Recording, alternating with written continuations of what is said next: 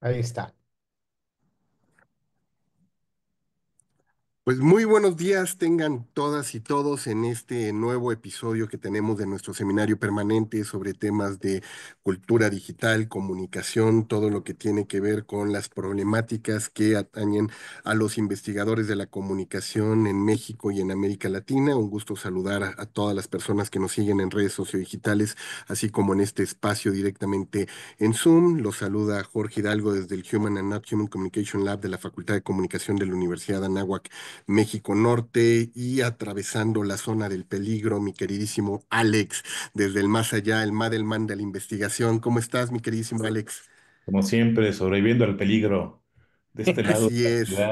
ciudad, y al peligro de la comunicación, ¿no? De los temas complejos e importantes de la comunicación. Y pues nada, con mucho gusto, ¿no? Hoy tenemos un gran día, un gran invitado, un gran tema, me parece sumamente importante que pues ya lo empezarás a abordar tú y iremos comentando antes de darle la bienvenida a nuestro querido invitado.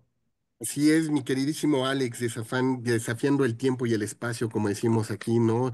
Tratando de borrar estas fronteras que antes nos daba la materialidad, y hoy que nos encontramos en este territorio digital, pues tenemos el lujo también de poder compartir espacios con queridos colegas y amigos, sobre todo que pues muy pocas veces tenemos, a veces, como decíamos antes de empezar este webinar, la posibilidad de cruzarnos en la vida real, y en los espacios digitales nos vemos mucho más, ¿no? Mi queridísimo Lenin Martel, qué gusto, ¿cómo estás? Qué gusto tenerte con nosotros en este espacio. Muchísimo gusto de estar aquí con ustedes, Jorge, Alex. Un placer. Sí, realmente esto es maravilloso, ¿no? Cómo podemos, llegar de esta manera. Así que hay que aprovecharlo. Gracias por la Así es, invitación. mi queridísimo Lenin. Y fíjate que nos traes a la discusión un tema por demás interesante, ¿no? El tema de la pluralidad en los medios públicos, una discusión que deberíamos de tener frecuentemente en nuestras escuelas de comunicación, ¿no? ¿Cuál es el rol de los medios públicos? ¿Cuál es el rol también de los medios privados? Incluso tratar de ver cuáles son las responsabilidades de todos los medios de comunicación, ¿no? Sea cual sea el origen y el tipo de préstamo, vamos a decirles, que tienen en términos de sus concesiones y permisiones y sus responsabilidades, porque muy pocas veces terminamos discutiendo si cada uno de ellos está cumpliendo con su rol, si el rol que tienen asignado de alguna manera está cumpliendo con las directrices éticas también que les marcan, ¿no? El uso de una frecuencia, el uso de un espacio, y sobre todo considerándose que son mediadores de la realidad, los medios de comunicación, qué tipo de realidad están mediando, qué tipo de agenda están proponiendo, cuáles son las discusiones públicas, y todos los que participan realmente tienen la voz representada a través de sus comunicadores, a través de las personas que tienen el uso de un micrófono, de una cámara. Y yo creo que son parte de las discusiones que tú nos vas a traer el día de hoy, Lenin, porque mucho discutimos, sobre todo hoy día a nivel mundial, Mm, sobre mm. el rol de los medios públicos, ¿no? Cuando los medios públicos tienen un rol particular en la sociedad, lo están cumpliendo. Las personas que están al cuadro, al aire, que tienen el poder de su voz para poder representar a la ciudadanía, realmente están representando a todos los colectivos, a todas las personas en un entorno social. Y me da muchísimo gusto, Lenin, que tú estés el día de hoy con nosotros, porque no solamente has sido una voz muy crítica ante el tema de el uso de los medios públicos, sino también como un gran investigador que ha hecho una trayectoria notable de registrando también la trayectoria de los medios y particularmente la radio en nuestro país, ¿no? Por ahí tienes un trabajo muy reconocido, académicamente, en términos de la radiodifusión en México, y pues nos da muchísimo gusto que además de vez en cuando podemos compartir, como decíamos, espacios, salones, ¿no? Y discusiones, y hoy que te tenemos aquí, pues te vamos a tratar de exprimir a fondo, Lenin, para que nos puedas hablar también del rol del defensor de las audiencias, ¿no? ¿Cuál es este rol? Porque incluso surge la pregunta, ¿por qué necesitamos las audiencias que nos defiendan, ¿no? Entonces, cuando hablamos de que las audiencias nos defiendan, quiere decir que alguien no está haciendo bien su rol, o que algo está ocurriendo en el territorio de la comunicación y necesitamos un interventor, un ombudsman que esté de alguna manera sirviendo como mediador entre lo que el medio los intereses de las instituciones, y los intereses de las audiencias tienen en su particular. Entonces, todo esto lo estaremos discutiendo, pero antes, Alex, ¿quién es nuestro queridísimo Lenin Martel para que la gente que nos está siguiendo lo conozca?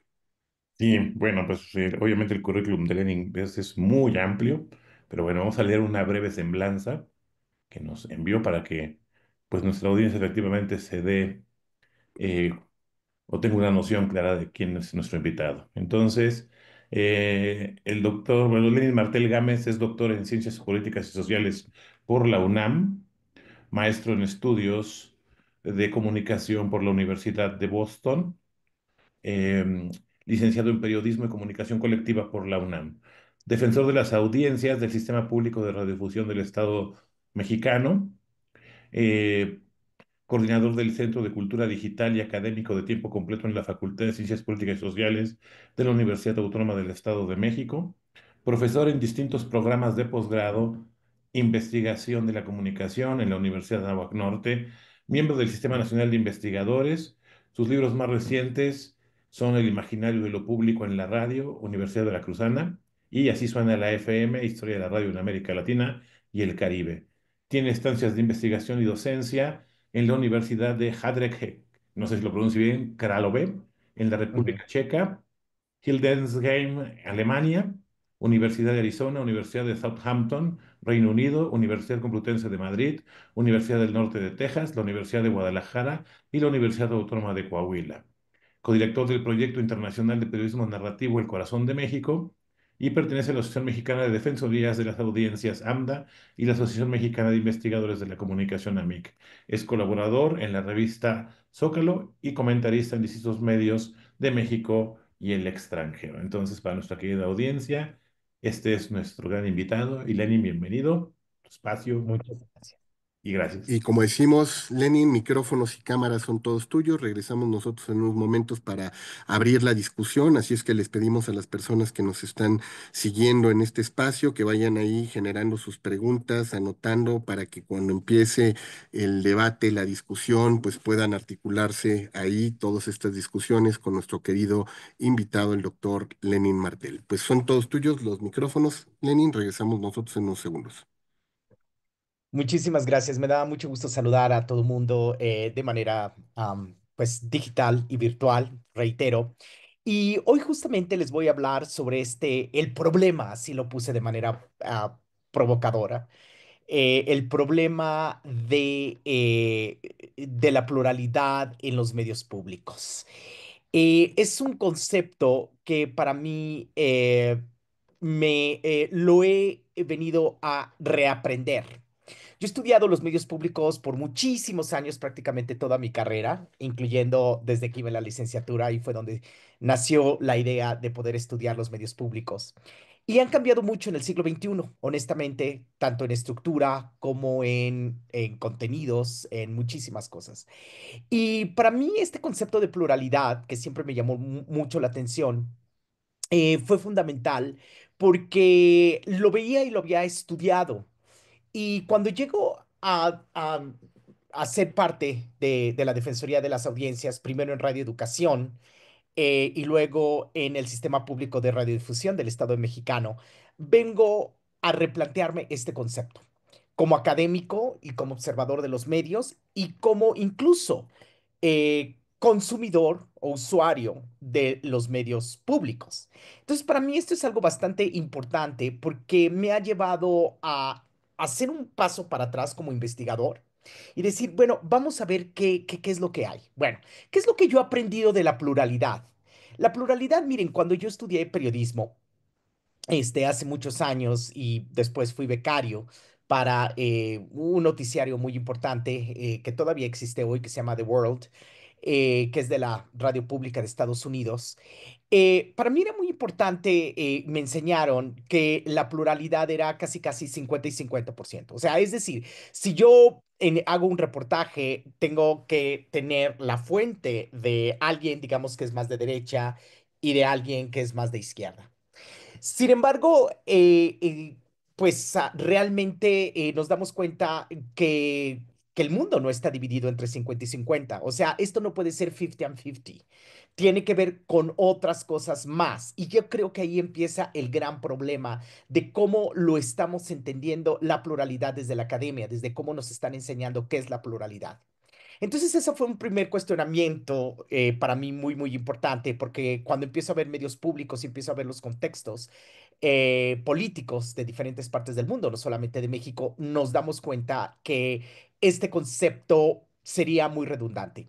Bueno, si lo vemos de esta manera. Segunda cuestionamiento que me hice, dice, me hice un por qué, por ejemplo, en el sistema público de radiodifusión, por ejemplo, o en radioeducación, de justamente los dos sistemas donde yo he sido defensor de las audiencias y que son muy importantes a nivel nacional y América Latina, me di cuenta de algo muy importante. ¿Por qué siempre habla un espectro, ¿no? Digamos, hay un espectro crítico, la editorial, digamos, editorializado, el ángulo editorial de ambos sistemas, más que medios, siempre va hacia un lado, es crítico y, ¿por qué no decirlo? Es como de izquierda. Bueno, me hice esas preguntas y originalmente en Radio Educación respondí que era porque muchas veces las audiencias en el momento que empezaban a hablar o invitar a personas de ámbitos mucho más conservadores, empezaban a protestar.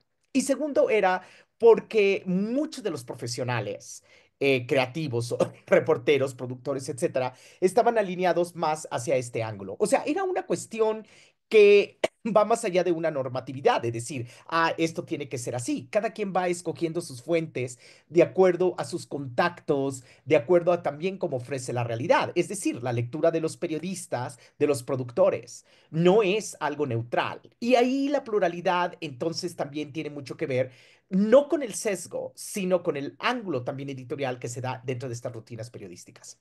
A veces sí hay sesgo, a veces sí en muchos medios. Por ejemplo, sabes, muchos medios privados y en algunos medios estatales también, sí podemos ver, sí puedes poner esto, no puedes hablar de esto, etcétera. En otros no, honestamente. Honestamente no, en Radio Educación obviamente no lo hay, no lo hay, tampoco lo hay en el SPR. La gente es muy independiente. Sin embargo, tienen que ver con muchas otras cosas. O sea, lo que trato de decir y los cuestionamientos que me estaba haciendo, empíricamente los he ido observando y los he ido respondiendo parcialmente, no completamente, de acuerdo a lo que voy observando y me voy dando cuenta que es una situación mucho más compleja de la que incluso en la literatura se dice.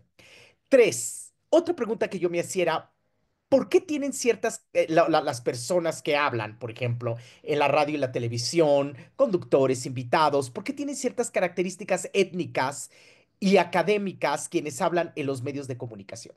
Es decir, en otras palabras, yo veía por qué son más de tez blanca, por qué tienen muchos de ellos apellidos extranjeros, por qué si yo veía dónde estudiaban y eso, habían tenido o pertenecían a un mundo más de privilegio, lo cual no está mal, pero eran preguntas que yo me hacía y bien que mal es algo en lo que estoy muy interesado y cada vez me importa más estudiarlo. Y quiero empezar a estudiarlo con mucho más detenimiento. Sin embargo, eh, ahorita digamos que estas primeras preguntas me voy a abocar más a la pregunta número uno y la pregunta número dos. La pregunta número tres todavía queda en el aire, pero son cuestionamientos que me estoy haciendo en torno a la pluralidad. Bien, continuamos. Eso es mi primer planteamiento. De aquí que el objetivo de hoy es explicar la noción de la pluralidad y su relación con los derechos de las audiencias. ¿Qué tiene que ver al final la pluralidad? Lo más importante es con las audiencias. Esto es algo súper importante porque justamente ahorita en la introducción, Jorge, el doctor Jorge Hidalgo, justamente decía, hablaba mucho de los medios y la relación con la pluralidad. Y fíjate que Jorge y todos, lo que vine a entender a través de mi investigación, es que también tiene mucho que ver con otros actores políticos. No solamente ellos, y también con las audiencias. O sea, no es solamente una cuestión inherente a los medios de comunicación, la pluralidad, es también una corresponsabilidad, es una responsabilidad también activa y crítica de las audiencias. Y por eso es que les quiero hablar de esto y también de otros actores políticos. Vamos a ver el problema del pluralismo. Ok, ¿cuál es el problema? Ya les he dicho un poquito parcialmente, o bueno, introductoriamente, pero vamos a decirles algo más. En primero, es un debate acotado y repetitivo. O sea, justamente toda esta mañana estuve analizando varios artículos académicos sobre el concepto de pluralidad y honestamente no me están ayudando mucho. Porque muchos de los académicos que lo están escribiendo y que están escribiendo este tipo sobre la pluralidad, sobre todo cuando llegan a las conclusiones, no llegan a propuestas que yo necesite.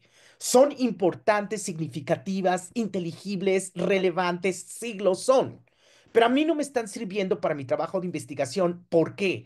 Porque así como yo estoy dando clases, así como yo estoy ahorita hablando en una conferencia, así como escribo, también observo diariamente este fenómeno de la pluralidad y cómo se están enfrentando y cómo se está construyendo esta pluralidad cotidianamente en un país que se llama México. Entonces, para mí sí necesito otro tipo de marcos teóricos, de discusión teórica. Y yo lo encuentro muy acotado, muy repetitivo, casi entre uno y otro artículo. Así que si por favor por ahí encuentran algo interesante que han leído algunos de ustedes, me encantaría escucharlo.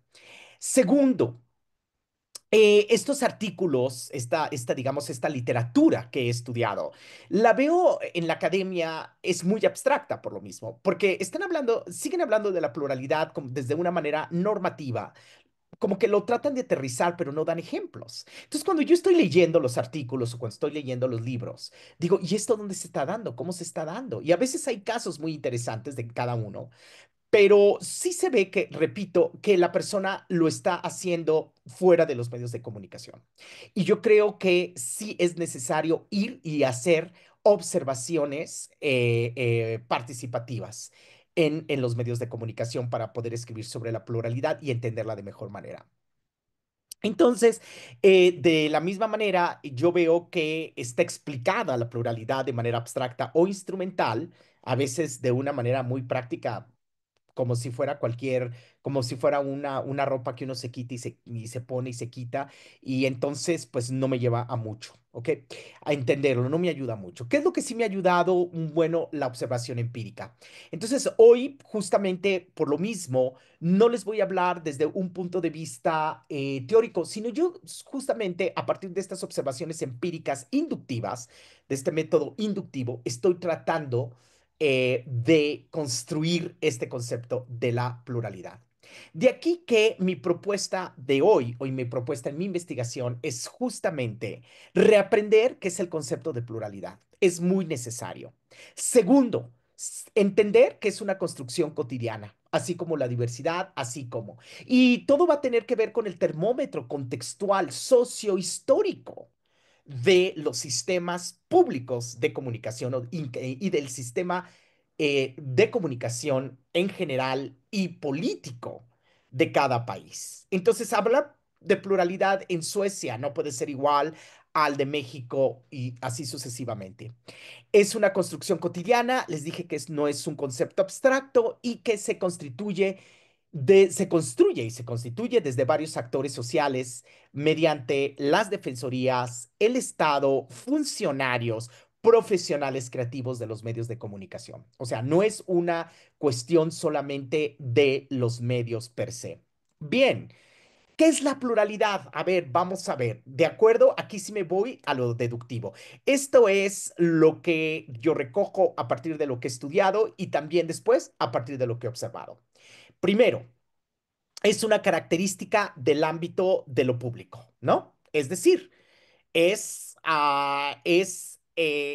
¿cuál es la función del pluralismo? Ese es algo que nos tenemos que preguntar. Bueno, es abrir y ampliar, ¿no? Ayuda el pluralismo de voces plurales, ayuda a abrir y ampliar la conversación en la vida pública. Para mí es algo totalmente importante. La segunda función que tiene el pluralismo es convertir un asunto público, y eso es porque es público finalmente, porque tiene que convertir este asunto público en algo que es común para todos. Es decir, es de de interés público, de interés para todos, ¿no? Es decir, si yo veo que hay un caso de prostitución, ¿ok? Em, eh, bueno, lo tengo que hacer público, si no quedaría en el sensacionalismo, en el morbo o que le interesa a un par de grupos sociales. Pero es algo que tiene que ser común. Bueno. ¿Qué es, por ejemplo, también, a qué me refiero un asunto público en algo común? Por ejemplo, hacer lo que es diferente para todos, ¿no? Algo que es diferente para mí, para mi grupo social. Bueno, hacerlo común y decir, bueno, esto me puede impactar, esto me puede afectar lo disidente, ¿no? Lo disidente en una cultura o en un mainstream donde parece ser que todo mundo tiene que actuar, hablar, pensar de la misma manera. No. Lo disidente también es muy importante para eso también es la parte de la pluralidad y esa es la función de la pluralidad, ¿ok? A veces logra consensos, sí, sí, por ejemplo, en debates, a lo mejor como lo de Trump, ¿no? De México, aranceles, etcétera. Bueno, yo creo que ahí se han logrado más o menos los consensos, ¿no? Sobre todo que es un asunto común que nos atraviesa y nos importa a todos los mexicanos am, a veces logra el entendimiento y decir, oh, no estoy de acuerdo con este grupo social, pero entiendo por qué están hablando, entiendo desde dónde están pensando, entiendo sus propuestas. Y reitero, no estoy de acuerdo con ellos, pero, ok, perfecto, va, entiendo. Y eso es algo muy importante. Son los puentes, digamos, que tiene que ir construyendo la pluralidad. Y aquí, justamente, va a establecer puentes entre las personas y grupos sociales. Esto es algo muy fundamental porque yo como persona estamos hablando de pertenecer a grupos sociales. Entonces estamos hablando que contribuye también, la pluralidad es parte de, como función, contribuye a la conformación de una identidad. Muy bien, perfecto. Ok, por ahí vamos con el concepto, todavía no lo logro definir, pero estoy hablando de funciones y características muy importantes. Ojalá lo haya logrado definir. Pero sí son funciones y características que no las veo mucho otra vez en la literatura. Entonces, ¿qué es la pluralidad? También es convertir un asunto privado en un asunto público. Un robo, cualquier asunto de corrupción que podría parecer que es de una municipalidad muy lejos de donde vivimos, bueno, puede ser parte de un asunto público. Nos atañe a todos de distinta manera. ¿Ok? Y también aquí lo de los puentes es algo muy importante, lo privado con lo público y lo público con lo privado.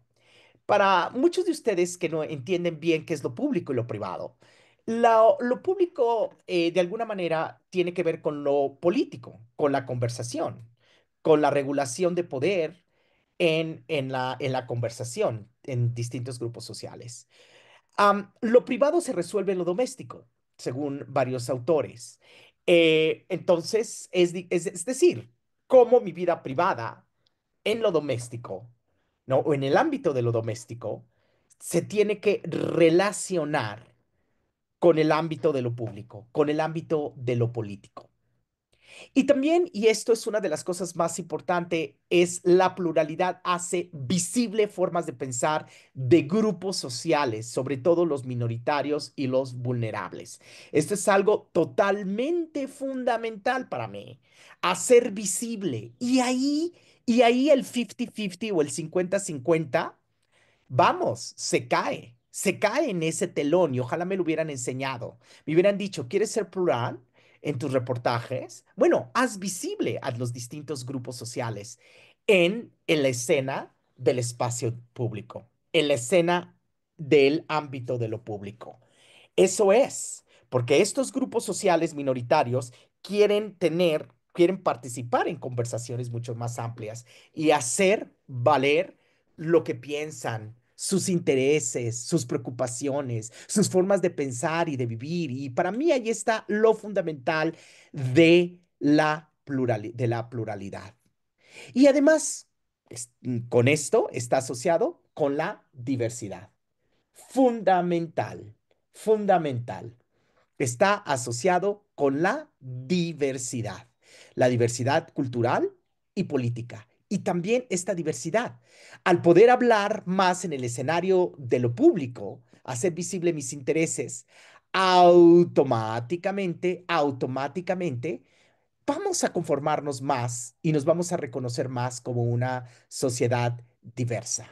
Ese es algo muy, muy importante. Bien, continuamos. Am, Les voy a poner un ejemplo de las cosas que me he encontrado por ejemplo, a nivel de pluralidad. Esta es no se las voy a leer porque es muy larga, pero es una comunicación que me llegó en la Defensoría de las Audiencias del Canal 14. Y esta persona estaba viendo un programa que se llama, ahorita se me olvida el nombre y ahorita se los voy a decir cuál es. También fueron... perdón, wow, se me olvida ahorita el nombre del programa, pero de alguna manera estaba viendo a abiertamente se llama el programa. Y son entrevistas. Y entonces se trata de esta persona, este cantinero, que nos escribía de Querétaro y trabajaba en un club de golf. Y entonces esta persona había sido acosada, había sido abusada en su trabajo laboralmente y ya no quería trabajar. Entonces estaba acostado, tenía depresión y prende la televisión. Y en la televisión ve que están hablando de acoso laboral. Y dijo, miren, nos escribió y nos dijo, bueno, gracias a esto, gracias a este programa, yo pude entender que lo que yo estaba sufriendo era acoso laboral. Para mí es algo muy interesante acerca de la pluralidad, porque hizo un caso, él se conectó, pudo como audiencia establecer puentes. Y eso es algo muy fundamental que nos habla de la pluralidad y que no tiene que ver con espectros políticos de izquierda o de derecha, como si toda la vida cayera en este rango, en este espectro. No, tiene que ver con hablar de temas de interés públicos, ampliar la conversación más allá del cliché sobre temas que le pueden atañar, que le pueden interesar a diferentes personas con diferentes formas de pensamiento. Bien, ¿cómo se construye entonces la pluralidad? Es otra de las preguntas que me está haciendo. La primera es con autonomía de pensamiento. La autonomía de pensamiento es muy importante en todos los sentidos. Autonomía de pensamiento, por ejemplo, de los productores, de los realizadores. ¿Por qué? Porque si tienen una autonomía de pensamiento, también de los funcionarios de los medios de comunicación. Porque entonces, si bien están inclinados, todo el mundo estamos inclinados hacia un lado, dependiendo de nuestros grupos sociales, todos tenemos agenda. Todos tenemos agendas. Aquí no hay nada de imparcialidad, porque la lectura que hacemos, y eso ya lo dijo desde hace mucho tiempo, muchísimos autores, desde la sociolingüística, ¿no? Desde el literacy, lo que se llama, pues cualquier lectura que hagamos en la sociedad eh, es una práctica cultural, no es neutral. Entonces, aquí no hay neutralidad en la pluralidad. Esto es algo muy importante porque ha sido una cuestión mal entendida, como dicen en inglés, una misconception. Y esto no puede ser así. Entonces, tiene que haber una autonomía de pensamiento para poder hacer una lectura crítica, quizá. Tiene que haber voluntades de grupos sociales para poder participar en la pluralidad. La pluralidad no es algo que se da por arte de magia, no es algo normativo solamente. Tiene que ver con voluntades de los grupos sociales de participar activa y críticamente en los medios de comunicación. Y ahorita les voy a dar algunos ejemplos a partir de estas preguntas que me he hecho y cómo fue que me fueron ayudando a entender la pluralidad de una manera mucho más amplia, menos sesgada. Aquí es algo bien importante entonces, que los profesionales y los grupos sociales tienen que buscar la pluralidad, ¿ok? El trabajo de producción dentro de los medios de comunicación es muy importante, porque algo, por ejemplo, que tengo que trabajar yo más como defensor de las audiencias y todos los defensores, es en ir trabajando con los productores para decirles cómo, por ejemplo, si están produciendo algo y están viendo que, vamos a suponer que alguien está fumando, un invitado en una entrevista está fumando o que está creando un estereotipo o que no está haciendo, pues decirle, a ver, sobre todo cuando es un programa grabado, ok, creo que esto no se puede hacer, creo que esto no contribuye a la pluralidad, creo que esto no contribuye, ¿por qué no apaga su cigarro? ¿Por qué no hace ciertas cosas? Estos conceptos se tendrían que aprender de una mejor manera y cómo comunicarlas también. Ese es algo muy importante, el aspecto dialógico que tendríamos que trabajar más en este tipo de aspectos para poder construir un concepto de pluralidad. Entonces, aquí tiene que haber se tiene que buscar y tiene que haber un trabajo de producción. Y aquí está, la pluralidad también es pedagógica. Tiene que haber una conversación clara y lúdica también. Es decir, que todo lo que estemos hablando en los medios de comunicación se tiene que expresar de una manera clara y lúdica. ¿Cuántas veces sí tenemos que, bueno, que a lo mejor exista políticos que hablan en los medios de comunicación desde varios espectros? Pero no necesariamente les estamos entendiendo. Y eso es algo bastante importante que tenemos que poner en consideración. Por eso las narrativas tienen que ser de esta manera, lo pedagógico. Bien. ¿Qué pasa en el contexto de México? Fíjense, también ya estamos hablando dentro de las organizaciones, ¿no? Ok, pero ¿qué pasa en el contexto de México? Y eso es lo que he observado. A ver, vamos a hablar del concepto de pluralidad para que vean que no puede ser 50-50, no puede ser 50 y 50. Nos encontramos en un ecosistema mediático que es 90% más hacia una línea conservadora. Sí, eso es lo que más vemos en algoritmos en todos lados. Y también en general, en todos los medios. Aquí no estoy hablando de medios públicos, en general. Ok, entonces, aquí no puede ser 50 and 50 tampoco. Ok, son de las primeras observaciones que me di cuenta. Segundo, se tiene que articular un discurso, por ejemplo, en los medios públicos. Ok, yo soy plural en tanto estoy también articulando un discurso. Por ejemplo, Canal 14. Ok, perfecto. No es solamente de poner programas de aquí y de allá y de hacer visibles a grupos sociales. ¿Cuál va a ser la articulación programática de tu discurso? Entonces, por ejemplo, aquí son tus causas. ¿Cuáles son las causas de la gente? Ok, perfecto. Entonces, de ahí vamos a ver cómo se conforma la pluralidad. Ese es algo muy interesante. Altavoz Radio, por ejemplo, dentro de este aspecto, Altavoz Radio, no sé si ustedes lo han escuchado, pero es un sistema de red nacional que es parte del sistema público de radiodifusión del sistema mexicano, del SPR. Tiene 3 estaciones muy interesantes porque hablan de temas como medio ambiente, temas sobre LGBTQ+, seguridad, género y feminismos y cultura de paz. Es decir, esto tiene que ver con tus causas. Esto está articulado. Está bien. Entonces, desde aquí, estos temas que ellos dijeron, estos son los temas que a mí me interesan hablar. Sobre estos temas yo me voy a especializar, sobre estos temas va a ser mi programación y sobre estos temas yo voy a ampliar la conversación pública y voy a invitar a gente que tiene problemas y voy a hacer entrevistas y voy a hacer muchísimas cosas. Y entonces desde ahí podemos calificar la pluralidad. Muy bien. Siguiente. Vamos a ver una de las primeras, como les dije, la pregunta número 2, muy, muy al inicio de esta conversación, que les dije, ¿por qué hay más de ciertos grupos sociales políticos, de cierto pensamiento y por qué no? Y me acercó con el director de televisión y me acerqué con productores a hacerles esta pregunta, más allá de dar por hecho cosas que no tenían sentido. Y yo pregunté y me dijeron, ah, sí, ¿quieres ver? Pues porque se invita a todo mundo aquí, pero luego no quieren venir. Y dije, ay, ¿cómo está eso? Entonces, desde la Defensoría de las Audiencias hicimos un reporte muy interesante, que ustedes lo pueden ver en la web. Todos estos reportes están en la página de la Defensoría de las Audiencias. Y me di cuenta, antes de yo poner mis propios sesgos y mis propias opiniones, hice un trabajo empírico y entonces me di cuenta que, claro, sí invitaban actores sociales diversos de todo el mundo. O sea, yo hasta vi cómo hablaban por teléfono y los invitaban. Y me di cuenta que de un total de invitaciones que atendí, que revisé en un cierto periodo, eh, se invitó a la mayor parte de la gente, diferentes actores sociales con diferentes puntos de vista. Y se invitó, por ejemplo, aquí 542, fíjense, 85 del partido Morena, ¿no? Ah, fue para ciertos programas informativos, por eso es que tiene que ver más con partidos políticos en esta ocasión. Pero ojo, la pluralidad no tiene que ver solamente con partidos políticos, ¿no? Ese es otro error que a veces hacemos cuando pensamos sobre la pluralidad. Morena 85, PAN 75. Bueno, más o menos aquí está balanceado.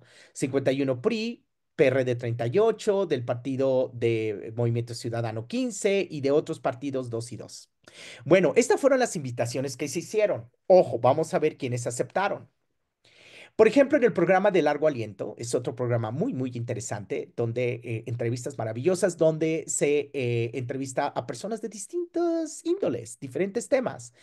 Pero fíjense quién, qué bueno, y me da mucho gusto ver que actores, por ejemplo, de ONG, sobre todo actores independientes, actores sociales independientes, fueron los que más aceptaron estas invitaciones. O sea, de 500 y tantos, 465 aceptaron estas invitaciones.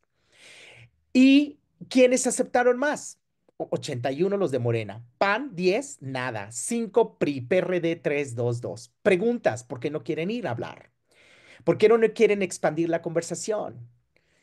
Entonces eso, allí es donde yo hablo de voluntades. La pluralidad fue ahí donde yo me empecé a dar cuenta que no era una cuestión solamente de los medios de comunicación, sino también de los actores sociales que tienen que participar y que tienen que coadyuvar también como parte de sus funciones como políticos para hablar en ciertos medios de comunicación donde no piensan como uno. Así que fregón, ¿no? Yo voy a hablar a Televisa, yo voy a ir a hablar a otros lugares donde sí piensen como yo, pero no quiero irme a enfrentar a otro tipo de argumentaciones. Wow, aquí se pone más interesante el concepto de pluralidad y donde podemos profundizar muchísimo más. ¿Lo he hecho? Todavía no, pero me gustaría mucho hacerlo, porque aquí nos va a dar otro espectro totalmente distinto a lo que estamos totalmente pensando. Muy bien. Entonces, si van más personas de esta índole, gente más progresista, me estoy refiriendo a los actores sociales diversos y a lo mejor Morena, que tienen otro espectro de pensamiento, pues empieza a escuchar o a ver una televisión más hacia este espectro. Pero ojo, ahí no es sesgo, ahí es un ángulo editorial, pero también donde no están participando los otros grupos sociales. Y eso para mí sí es peligroso. Tiene que ver con los medios de comunicación. Vamos a ver hasta qué punto de vista, ¿no? Hasta qué tanto, ¿no? También tiene que ver con los grupos sociales. Les voy a poner algunos ejemplos, ¿no? Este es el largo aliente, el que les dije, lo conduce Sabina Berman, una gran periodista que tampoco es perfecta. También en la pluralidad se cometen muchísimos errores y les voy a poner un ejemplo. Al entrevistar actores sociales, Sabina Berman entrevistó justamente, ahora pues hace entrevistas de coyuntura, y entonces entrevistó a un activista en pro migración, pro migrantes en Chicago, que por ejemplo ellos ayudan a pues claro, ayudan a que, por ejemplo, si no te están pagando en un lugar como inmigrante indocumentado, pues ellos van, tú puedes recurrir ahí, tienen sus propios abogados laborales. Y así sucesivamente, ayuda muchísimo. Entonces está haciendo la entrevista, qué bien, esto es plural, sí o no, es independiente, pensamiento independiente, perfecto, muy bien. Pero también la pluralidad no solamente tiene que ver en una cuestión de voluntad y de decir, voy a entrevistar a alguien, sino también el siguiente problema es cómo lo voy a entrevistar, cómo le voy a preguntar. Les voy a poner un cachito de la entrevista para que vean nomás. Que ir a trabajar. ¿Tú Tenemos que eres protegernos de la indocumentado? mayor forma que podamos. ¿Tú eres indocumentado, Martín? ¿No me puedes contestar eso? Bueno, está bien, de acuerdo. Pero entonces sí, porque Ahí está. que ir a trabajar. Aquí estamos viendo el problema de la pluralidad, ¿no? Un caso, o sea, no solamente basta con invitar a una persona, ¿no? A un actor social diverso o que forma parte de una diversidad de pensamientos, de grupos sociales, sino también cómo le entrevistó.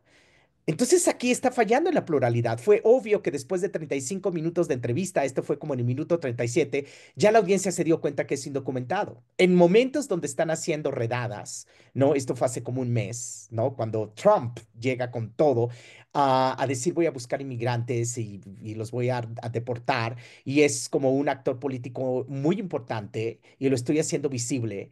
Bueno, entonces, ¿por qué no? La pregunta de por qué no, ¿verdad? ¿Por qué no por qué no lo frenaron? O sea, ¿por qué no? Es un programa grabado. ¿Por qué no lo editaron? ¿Por qué no quitaron esto?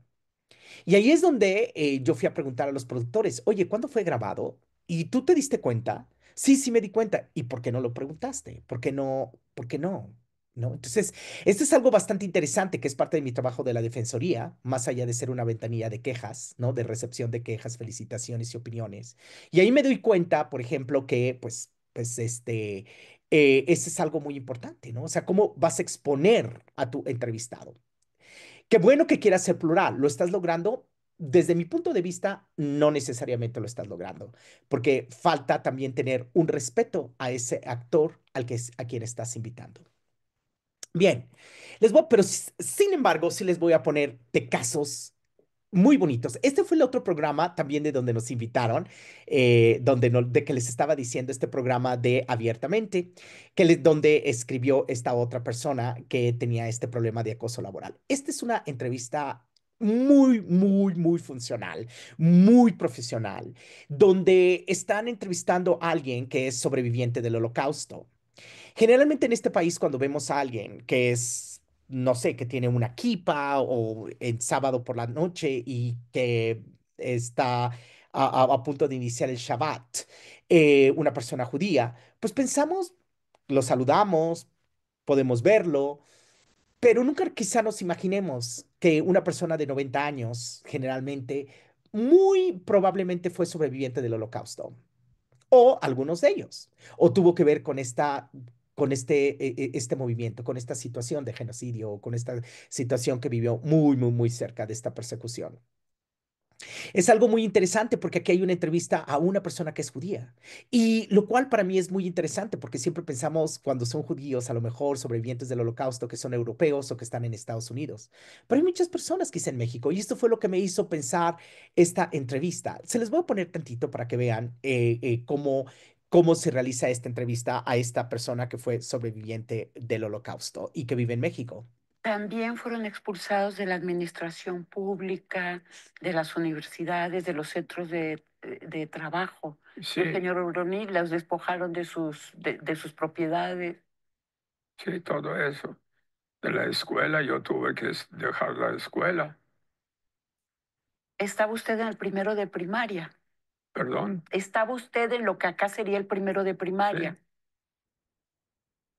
Y tenía usted a su hermanito Ignacio, ¿verdad? sí, que entonces tenía 1 año. Ujú. Si tú quisieras abundar un poco en estas medidas paulatinas, primero fue un brazalete azul, ¿no? Brony recuerda eso, recuerda, ¿verdad que tú recuerdas una banda azul en el brazo? Sí, fue Sí, lo primero. fue Y lo primero. después vino la estrella amarilla.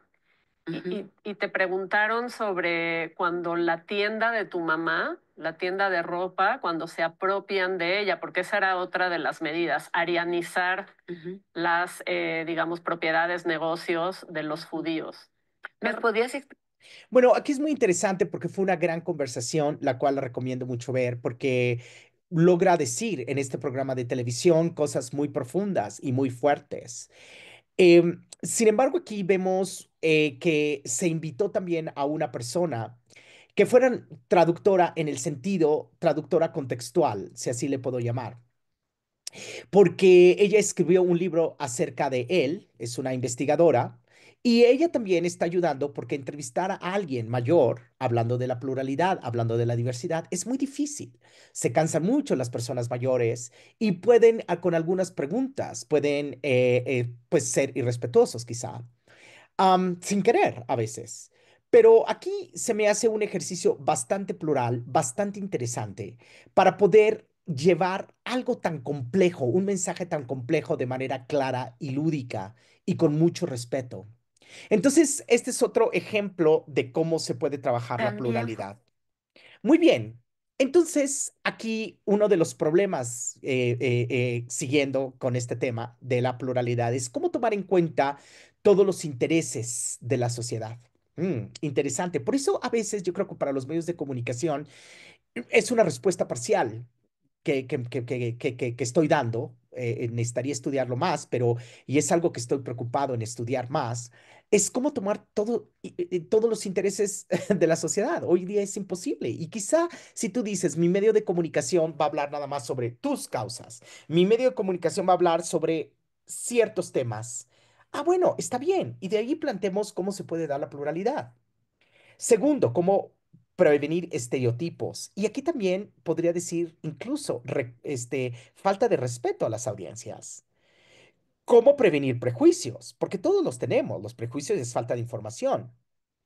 ¿Cómo prevenir ideas racistas? Y también cómo prevenir superioridad cultural. Entonces, para mí es algo muy interesante que también tiene que ver con la pluralidad. Repito, es más allá de un 50-50. Les pongo otro ejemplo, a lo mejor que también vi en Canal 14, de cómo se trata hacer, a lo mejor hablar de distintos temas, abrir la conversación, pero a veces también cómo no se puede llevar a cabo, ¿no? De una manera excepcional. Ok, vamos a ver este ejemplo. Me da los nutrientes. Perdón, este ejemplo es muy interesante porque se está entrevistando a una ex nadadora olímpica, quien fue a los Juegos Olímpicos de Los Ángeles y de Seúl. Es una gran nadadora y que además estudió nutrición y está hablando acerca de la nutrición, como un atleta de alto nivel tiene que comer. Bueno, a mí el tema se me hace relevante, hablar del tema amateur, del deporte amateur, hablar de temas interesantes sobre la alimentación. Y qué bueno que se invite a alguien que fue campeona olímpica porque se está reconociendo también su trabajo. Sin embargo, vamos a escuchar cómo se da esta conversación y cómo se da el tema de la pluralidad aquí. Me da los nutrientes que yo requiero dependiendo de en qué entrenamiento estoy. Mucho sushi.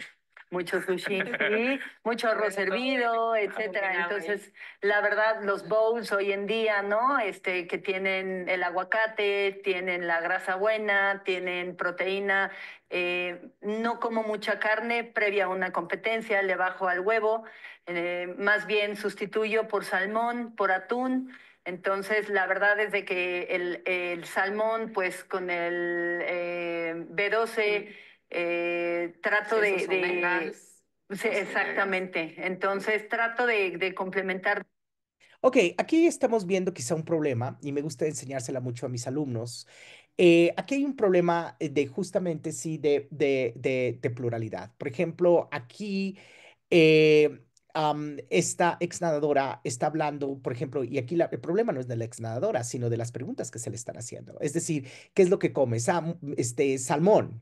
Wow, salmón, qué bien, cuando cuesta muchísimo dinero para esta sociedad, para este contexto, para México, para los mexicanos, y donde pocas personas tienen acceso al salmón. Es un artículo de lujo.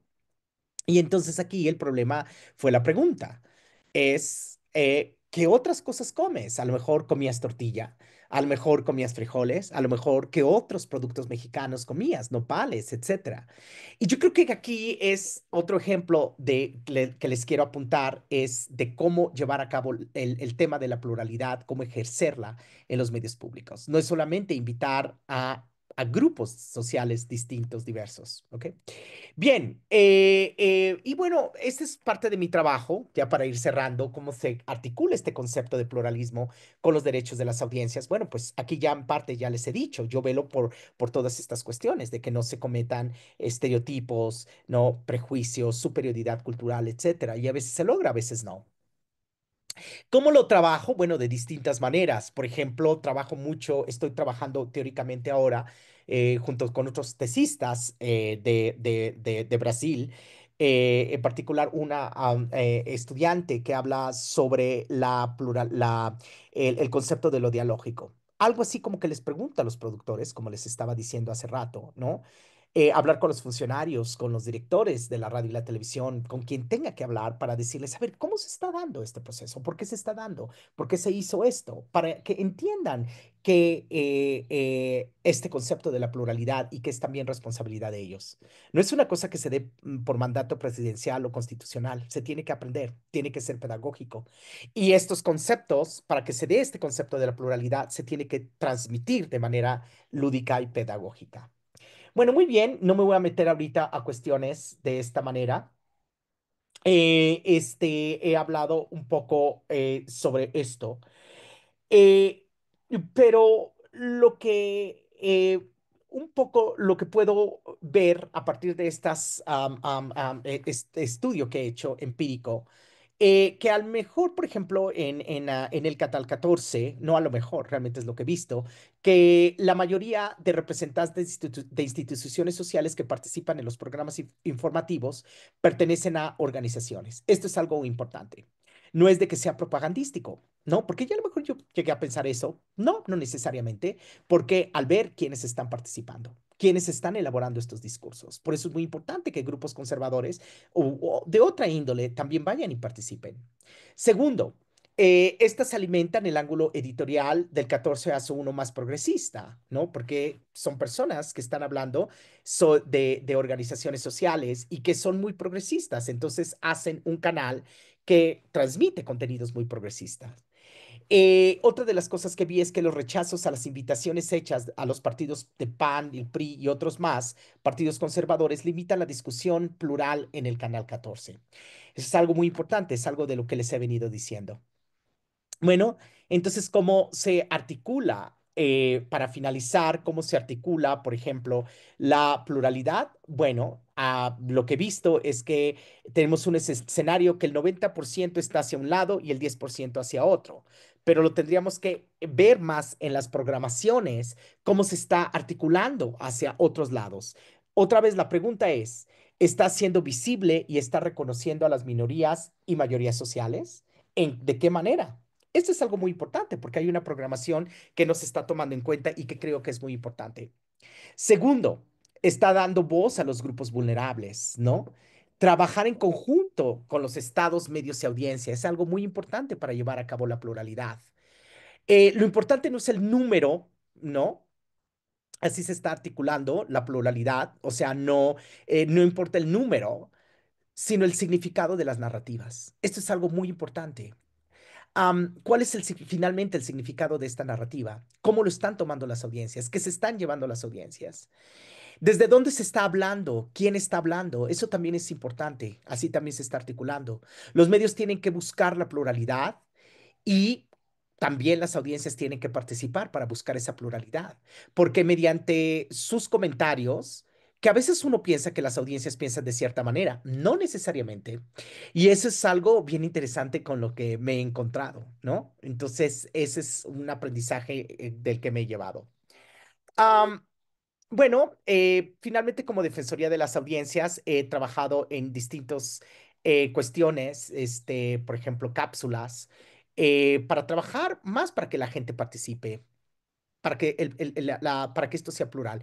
Y eso es algo muy importante porque a partir de que, por ejemplo, he hecho algunas cápsulas que ahorita por falta del tiempo ya no se las voy a enseñar, pero se han producido cápsulas y automáticamente han subido el índice eh, eh, este, de participación de las audiencias. Y también he hecho otras cuestiones como la educación mediática. Para mí es fundamental, pero no solamente afuera, sino adentro. Es muy interesante porque a veces me dicen, no, no, los del departamento jurídico o de administración, a lo mejor como ellos han estado más en contacto, sí entienden más esto. No, no es cierto, no lo entienden. A veces alumnos míos de comunicación, de licenciatura, maestría, tampoco no lo entienden. De verdad que es un concepto mucho más amplio y que tenemos que entender y que todas las personas, estén en el ámbito de la producción o no, lo tienen que entender dentro de un medio. Y para mí ha sido muy importante este tipo de cosas. Finalmente, ¿qué tiene que ver el defensor de las audiencias con la cuestión de pluralidad? Bueno, promueve la pluralidad mediante la participación de las audiencias y educación mediática, como les dije, y contribuye a la participación de las audiencias. Eso ya lo he visto de una manera fundamental una y otra vez. Y se tiene que trabajar muy fuerte con, con estrategias muy importantes. Bueno, muy bien. Yo creo que me voy a quedar, voy a dejar hasta ahí para poder escuchar un poco qué es lo que ustedes piensan, ¿no? Me gustaría escucharlos y hasta aquí dejo mi participación. Muchísimas gracias. Gracias a ti, mi querido Lenin, sin duda una gran cátedra que nos has compartido el día de hoy sobre este tema de casi podríamos hasta denominarlo, ¿no? La pedagogía de la pluralidad, ¿no? Que Wow. implica precisamente Gracias, gracias, Alberto. construir, Me ¿no? interesa mucho la pedagogía. Sí. en ese terreno, ¿no? Cómo poder hacer una ruta de trabajo sobre este tema, ¿no? Me llama mucho la atención prácticamente cuando nos vas dando todo este recorrido sobre cómo vas construyendo tú la categoría, cómo le vas dando forma a cada una de estas preguntas, pues me haces pensar muchísimo en temas como decías tú, ¿no? Desde ángulos, sesgos, corresponsabilidades críticas, reaprendizajes, construcciones cotidianas, el tema de la no abstracción que tiene incluso la noción del pluralismo, ¿no?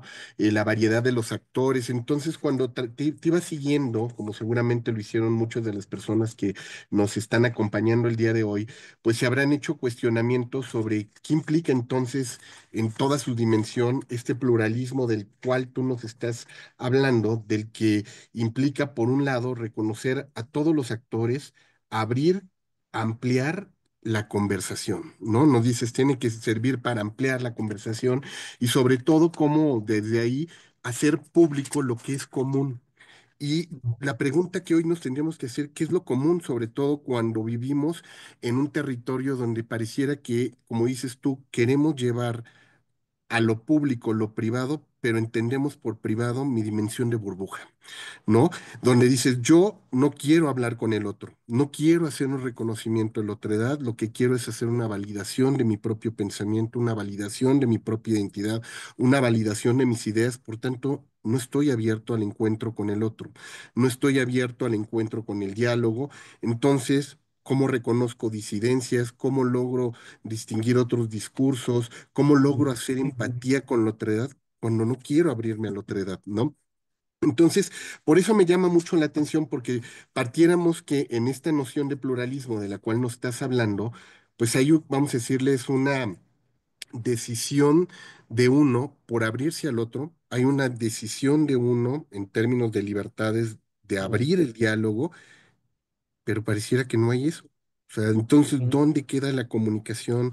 ¿Dónde encuentra el otro? Porque tú nos dices, pues sí, el medio puede hacer el esfuerzo, se puede alfabetizar sobre el tema, podemos abrir las literacidades para que exista pensamiento crítico, para que exista autonomía, pero si de entrada los actores no quieren el encuentro con el otro, partimos de una noción sesgada de la comunicación, ¿no? Más que sesgada, fraccionada de la comunicación, ¿no? Porque no hay realmente como tal, ¿no? Entonces, ahí es donde me gustaría empezar la conversación, Lenin, en lo que las personas que nos están de alguna manera acompañando, puedan ir formulando sus preguntas, mandándolas o simplemente aprovechar la herramienta de colaboración y participación para que levanten su manita en modo virtual. Cómo romper estas fronteras de la burbuja, por un lado, ¿no? Cómo abrirnos a la diversidad, ¿no? Y a la otredad, en un mundo donde, ya no te digo polarizados, donde hay solo Mm. un interés de autovalidación en el discurso. ¿Qué reto se presenta entonces para los medios cuando tienes que hablar en un entorno donde todo el mundo vive construyendo burbujas y no quieren el encuentro con el otro a partir de la comunicación? Bueno, ese es un reto bastante fundamental y yo no, yo no, no he encontrado la respuesta. Podría dar Ujú. una respuesta bastante parcial, pero algo así, lo que yo sí he entendido es, he aprendido es esto, ¿no? Cómo se pueden ir articulando discursos? Esa es la primera, ¿no? Yo creo que son preguntas que nos tendríamos que hacer iniciales para decir, a ver, como medio de comunicación, ¿qué discurso quiero articular? Eso es algo muy fundamental. Estamos llegando a también medios que ya no, por más de que sean públicos, ¿no? Finalmente están segmentados, ¿no? Y también lo tenemos que entender. Y a lo mejor también tendríamos que pensar en este otro tipo de cuestiones, ¿no? Que dirían, no, sí es para todos, sí, pero ¿qué significa todos? Como tú bien lo dijiste, Jorge. Yo creo que son dos preguntas muy fundamentales. Y yo creo que una tercera es, esto responde y no es cuestión solamente de los medios de comunicación, sino de la conformación de las democracias contemporáneas, ¿no? Y de la cultura. Y cuatro, yo creo que lo que sí tienen que hacer todos los medios de comunicación es participar también en su propia educación mediática, Y sea te el medio pregunto, que sea. Ujú. Y te preguntaba esto, Lenin, porque de cuando te escuchaba hablar sobre pluralismo, me hacías recordar mucho también esta gran discusión teórica que se está dando alrededor de multiculturalismo en el mundo, ¿no? Que es un poco como también eso, ¿no? La coexistencia, el diálogo de las diversidades, ¿no? Abrirnos a la otredad, pero pareciera que cuando ponías el ejemplo, me invitas a un talk show para que yo participe y tienes representación de todos los actores, pero llego a esa participación y de pronto dices, pues realmente no va a haber pluralidad porque resulta ser que Alex tiene su sesgo, Lenin tiene su sesgo, entonces cuando formulen sus preguntas, cuando articulen el diálogo, van a tener a lo mejor una tendencia, van a tener una posición, a lo mejor me van a atacar. ¿Qué decido? Prefiero no ir. Prefiero yo no estar representado en ese espacio porque digo, a lo mejor me atacas, a lo mejor no me das mi voz, no va a haber equidad en la participación, no vamos a tratar de llegar a un consenso. Entonces, al final, yo mismo me estoy autosesgando en la participación, estoy negándole la voz a mi grupo que represento, porque pienso en mi imaginario que Lenin y Alex van a sesgar su conversación, la van a fragmentar y nos dejo fuera. Entonces realmente no hay representación. Entonces se puede dar la coexistencia, se puede dar el pluralismo, se puede dar el multiculturalidad cuando partimos de estas premisas ya sesgadas, ¿no? Por los actores. Entonces, creo que son, te digo, algunas de las discusiones, por lo menos que en mi caso me has hecho llevar a la reflexión y a la discusión, como bien dices, para poder seguir ampliándolas. Pero Alex, tú también tienes por ahí algunos comentarios para nuestro invitado. Sí, pues antes que nada, muchas gracias, Lenin, porque hoy, como siempre digo en este programa, ¿no? Hoy nos acabas de clarificar algo que es sumamente complejo, Ajá. abstracto, y que pues es otro de esos objetos culturales no identificados que la gente utiliza, ¿no? Tanto en el ámbito cotidiano como en el ámbito académico, ¿no? De repente cuando hablamos de pluralidad, ¿no? Pues casi siempre nos lleva al ámbito político, ¿no?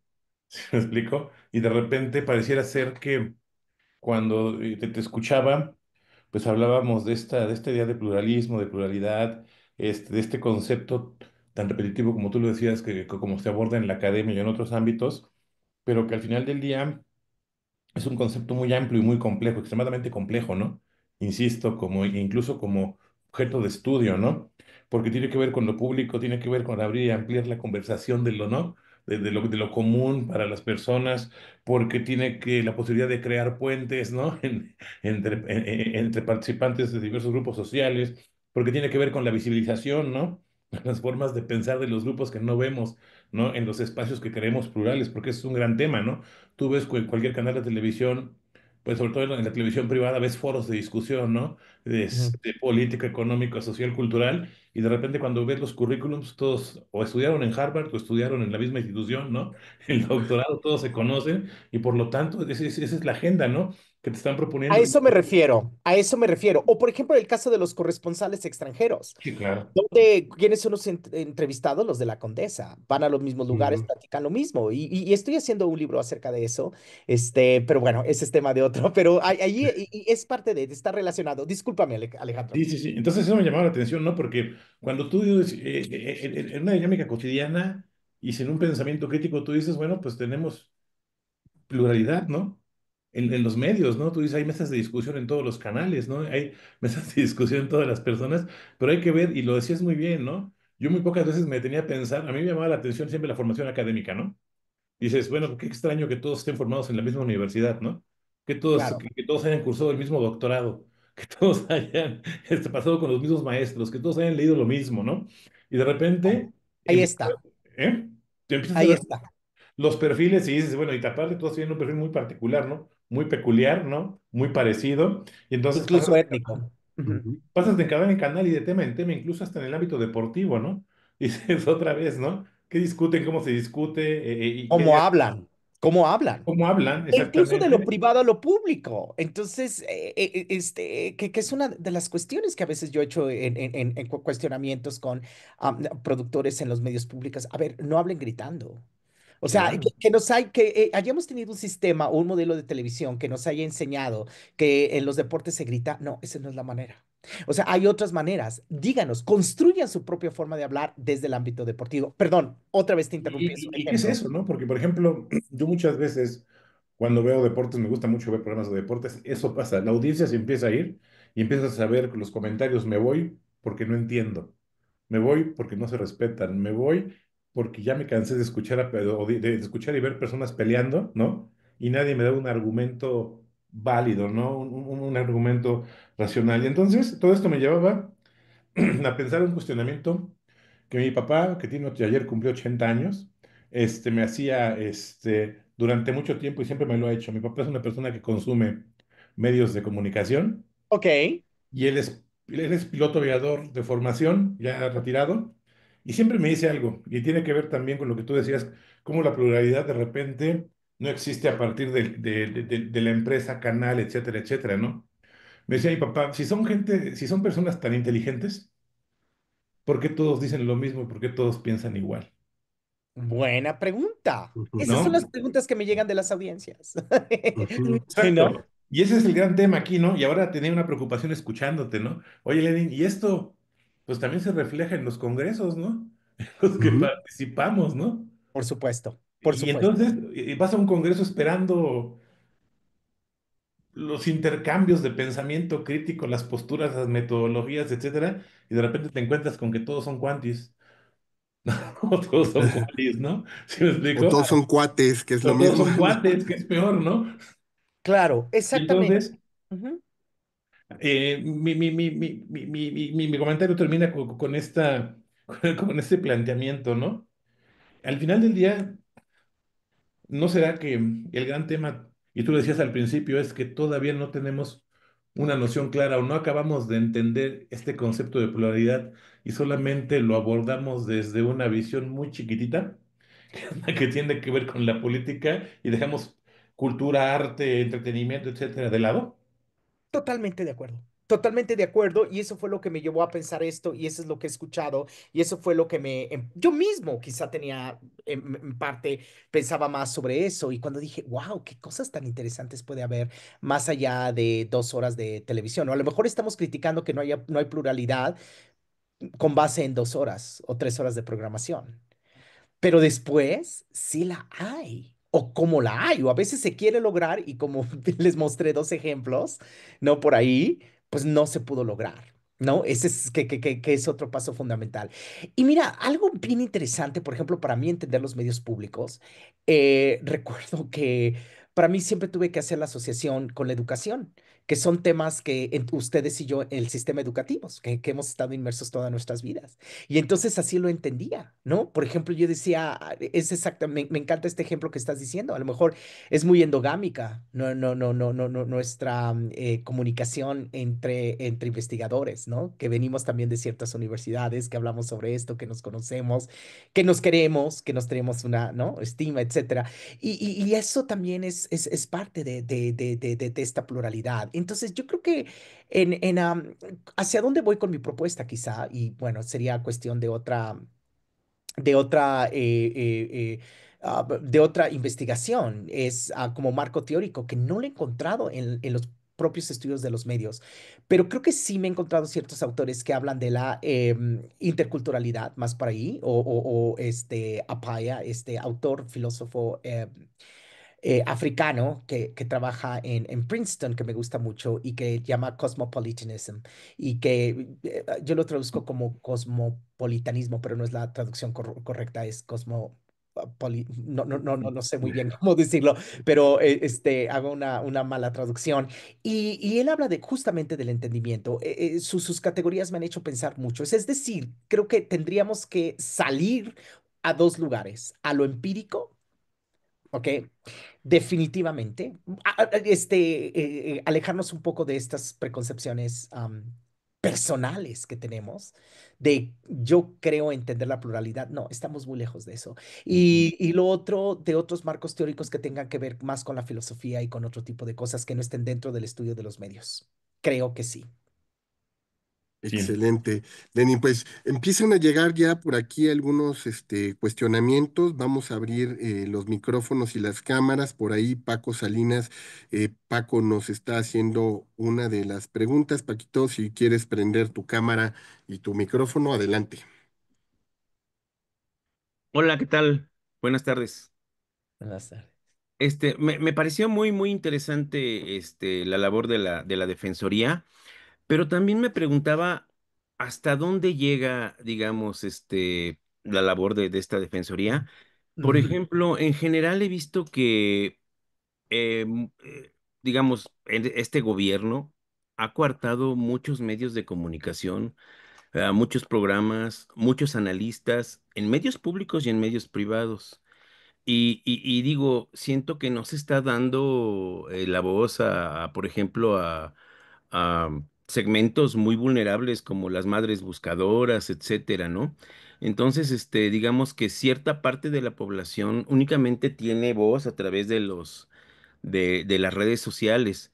Y vamos, a mí me tocó trabajar cuando Jacobo Zabludovsky decía las dos o tres ideas más importantes pues para el sistema en general, ¿no? Trabajé en ujú, RTC, trabajé para Radio Mezquital, la Radio Mezquital, me tocó analizar en la UAM Radio Guayacocotla, ¿no? ujú. Pero siento que ahorita, digamos que la libertad de decir cosas está siendo muy coartada, ¿no? ¿Hasta qué punto llega la defensoría? O a lo mejor no es no es campo de acción, ¿no? Tu pregunta es muy interesante y son preguntas que yo también me estoy haciendo todo el tiempo, ¿no? ¿Hasta dónde va? Porque mira, los nuevos lineamientos de las audiencias que acaban de salir, ¿no? Digamos que es mi Biblia, ¿no? Que es con la que yo digo, oye, ¿no? Nada más dice, tú puedes, si hay quejas, tú puedes actuar. Y mi experiencia,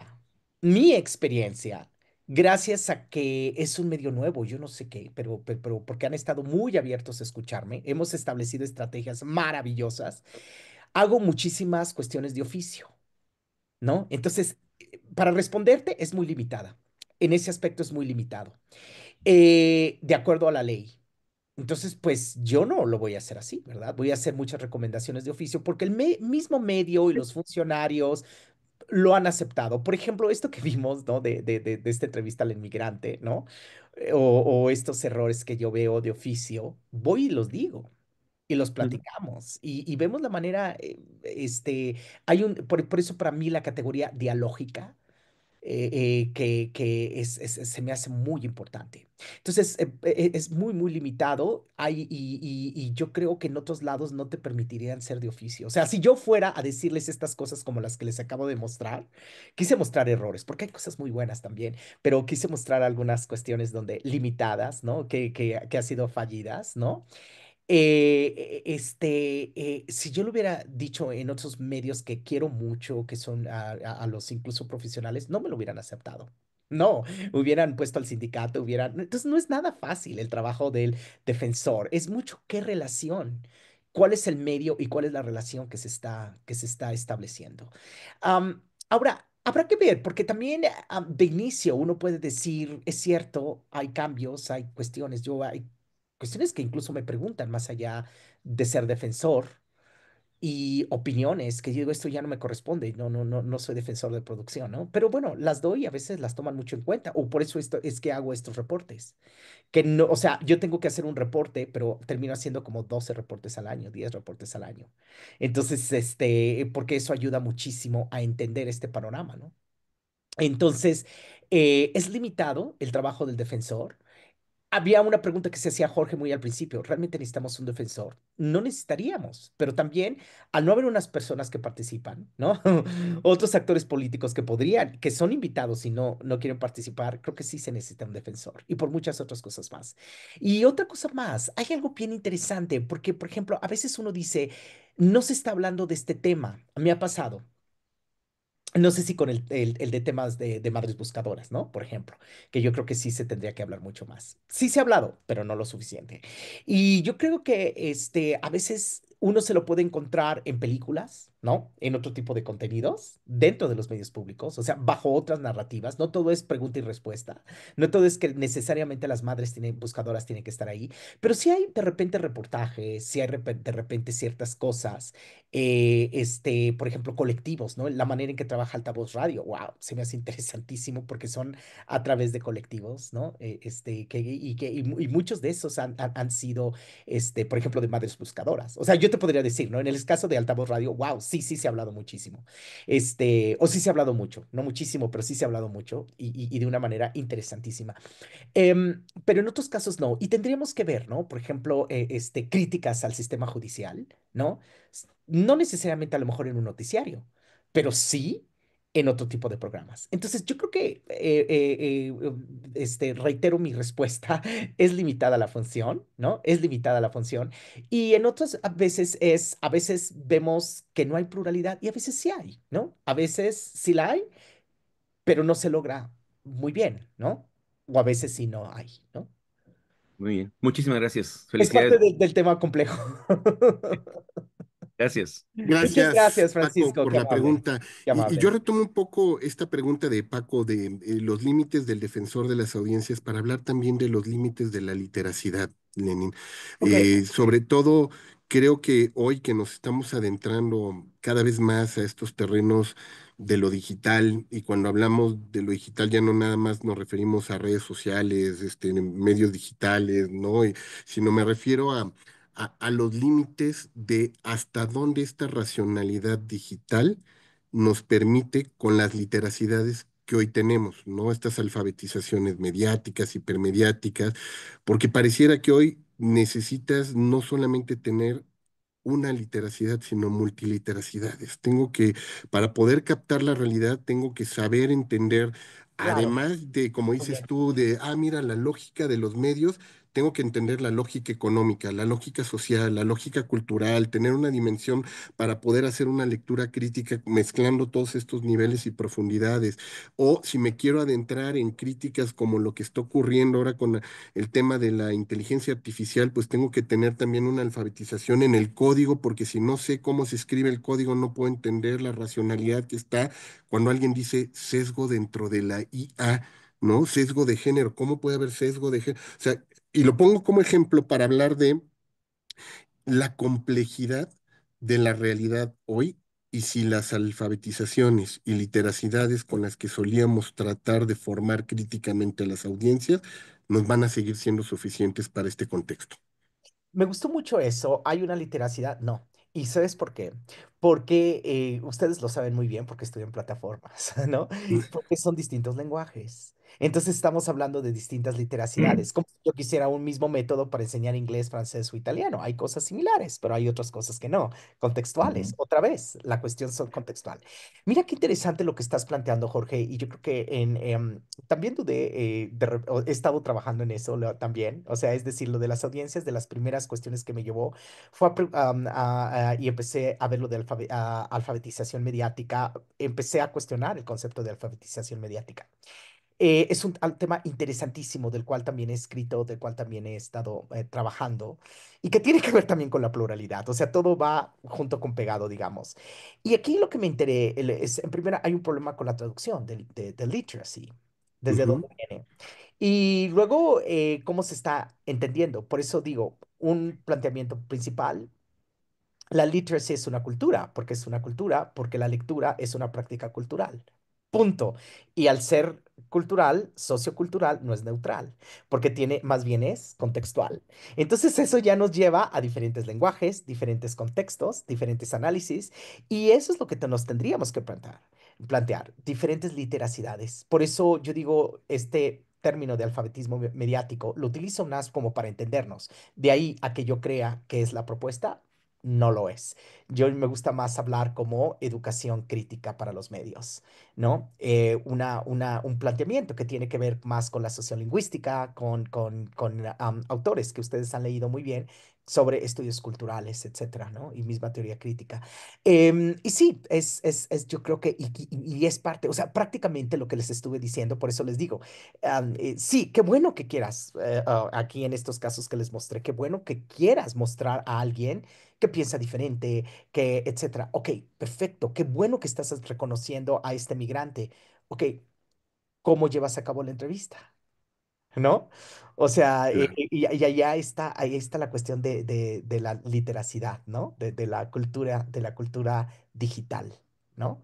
Y fíjate que sobre esta parte, Lenin, digo, creo que también otro de los temas alrededor de esta noción de alfabetización es que, bueno, uno pensaría que cuando empezaron todos estos proyectos alfabetizadores, ¿no? En todas sus dimensiones mediáticas, tradicionales, pues tenían como dos visiones de mundo, ¿no? Uno, enseñarte a leer para comprender los signos de los tiempos y comprender tu realidad y enseñarte a escribir para transformarla.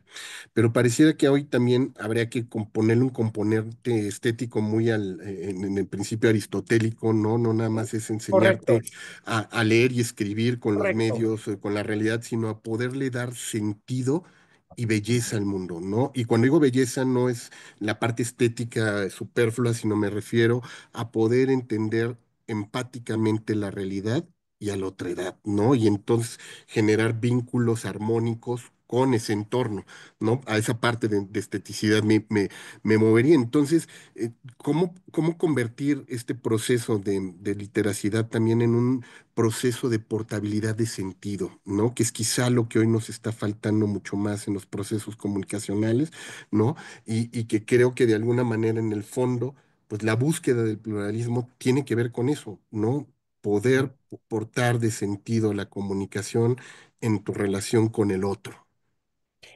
Es sumamente interesante lo que estás diciendo, por eso agradezco mucho tus comentarios y particularmente este otro que dijiste, igual que Alejandro, ¿no? Me encantó lo que dijiste sobre tu papá, pero también, y que tiene que ver con todo esto, que es un ejemplo de lo que de alguna manera tú estás diciendo. O sea, tenemos aquí al señor López, ¿no? Piloto aviador, no necesariamente un análisis de los medios, pero sí lo es, de algún analista de los medios, sí lo es. Y entonces aquí estamos viendo que está haciendo un análisis, una lectura desde sus contextos que no es lineal y es estético también.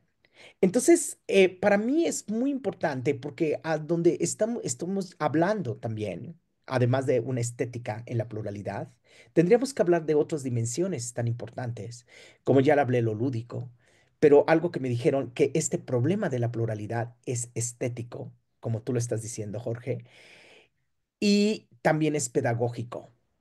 Entonces, ustedes me están ayudando a través de esta conversación y creo que este es el objetivo de estas pláticas, llevar estos pensamientos hacia otra dimensión y poder también precisar más conceptualmente lo que queremos decir.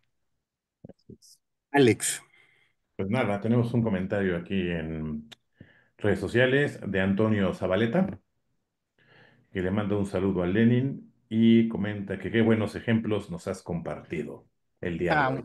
muchas gracias. Saludos al maestro Antonio Zabaleta, gran conocedor de la radio y públicos, por cierto. un abrazote para nuestro querido Toño, ¿no? Que también por ahí sigue estas conversaciones y estos seminarios. Y Lenin, pues creo que para ir cerrando, pues ya prácticamente creo que tú nos has dado directrices, ¿no? Para la discusión, para el análisis, nos has puesto categorías en la discusión. Pues yo quisiera dejar abierta esta posibilidad para seguir dialogando contigo, Lenin, no cerrarla, no dejarla el día de hoy, porque me hacías mucho pensar sobre si el tema del pluralismo, cuando lo hablamos, tiene que ver directamente con las democracias, y uno ha escuchado últimamente con cómo se está moviendo el mundo, si hemos Mm, llegado al fin de las democracias, y yo me quedé más bien pensando con tu conversación, si más bien nunca llegamos a ellas, ¿no? Un poco en tono de Bruno Latour cuando cuestionaba el tema de la modernidad, dice, pero la verdad, ¿alguna vez fuimos modernos? La pregunta yo creo que tú nos estás dejando es, ¿pero alguna vez fuimos plurales? ¿No? Porque estamos queriendo la pluralidad, pero nunca la hemos podido terminar ni de conceptualizar, concebir, quizá porque no hemos terminado de entender qué significa un Estado democrático, la democracia en sí, si no hemos entendido al otro. Lenin, un honor haberte tenido el día de hoy aquí con gracias. nosotros. Gracias por haber estado en esta conversación y como digo, tu espacio siempre para que puedas compartir pues los trabajos que vienes haciendo con todos tus colegas también en tus proyectos de posgrado. Muchísimas gracias, de verdad agradezco mucho la invitación, la he disfrutado muchísimo. Gracias por también guiarme en esta conversación para que sea más inteligible y todo. Les agradezco mucho la invitación, como siempre, a la Universidad de Anáhuac, que es un placer siempre regresar a estos espacios muy amables. Un abrazo. Gracias, y tenemos algo para ti, si espero que no sea la lista, como siempre decimos, del súper, ¿no? Súper, O la ahí Ah, muy está, partida de bien. la Fortnite primera, de la Alex, primera. ¿no? Pero Sí, tenemos por aquí este gracias. reconocimiento para ti, doctor Lenin Martel Gámez, Muchas que gracias. hoy nos has presentado este webinar, el problema de la pluralidad en los medios públicos. Te agradecemos muchísimo de parte de la Facultad de Comunicación, del Human and Non-Human Communication Lab de nuestra institución, el haber estado el día de hoy aquí acompañándonos. Muchísimas gracias, Lenin. Les agradezco muchísimo. Muchas ¿Y qué, gracias. y qué tendremos, Alex, próxima semana por aquí? Pues próxima semana tenemos a un tema, me parece también sumamente interesante, que son los roles periodísticos en Venezuela, el desafío de informar en contextos no democráticos, Mm, que nos compartirá el doctor Maximiliano Frías Vázquez de la Universidad de Salamanca, España.